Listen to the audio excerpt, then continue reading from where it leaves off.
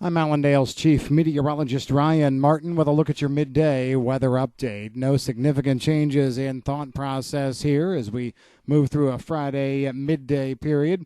We've got cooler air spilling in over the nation's midsection.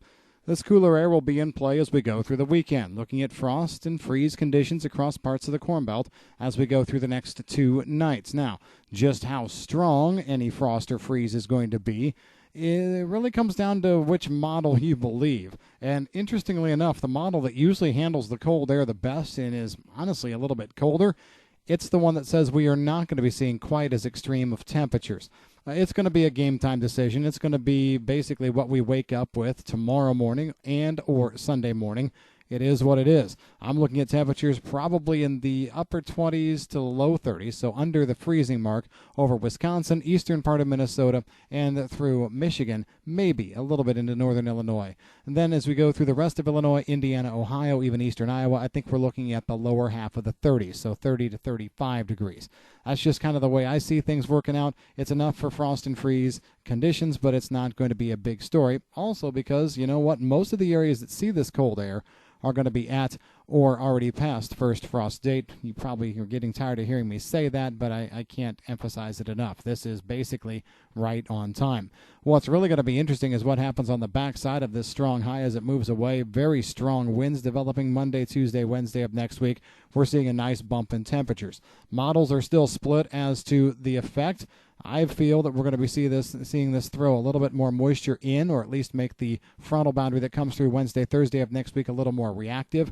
However, as you take a look at models on a national scale, they don't get super excited about the front. I think it's still going to be worth a quarter to maybe 1 inch of rain across 70% of the Corn Belt. I'm probably on the higher end of the precipitation outlook than anybody else is at this point, but we'll just run with it. I really think there's going to be a fairly significant front coming through. That being said, behind the front, we take things back pretty quickly. We're going to cool down, we're going to dry out, and I actually look for a nice dry window across a good chunk of harvestable areas here in the United States still, right on through the last full week of October. One thing to pay attention to, especially if you're looking at the wheat belt here in the United States, keep an eye on the western Gulf late next week. I think we see a tropical system getting going there.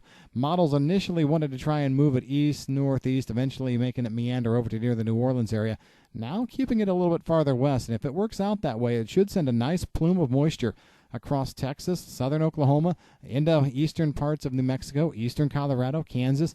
Could provide a nice little secondary batch of moisture late next week. However, if the storm either doesn't form or flat out forms and moves east, we'll have to take that off the table. But it's looking a little bit promising right now. We'll just have to see how it all comes together.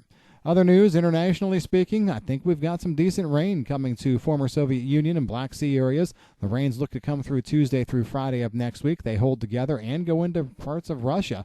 So this is going to be a good deal there for crops. Now, it's not a big, fantastic rainmaker. I'm talking rains probably a half an inch, maybe 3/4. Coverage about 60 to 70%, but still nice rains overall.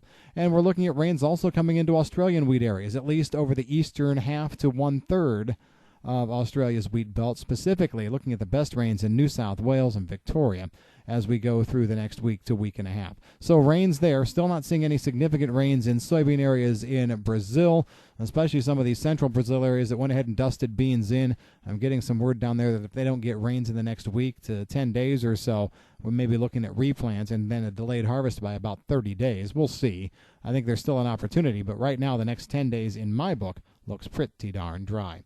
That's the way things are stacking up. Have a great weekend. If you've got any questions on the weather, give us a call at Allendale. I'm Chief Meteorologist Ryan Martin.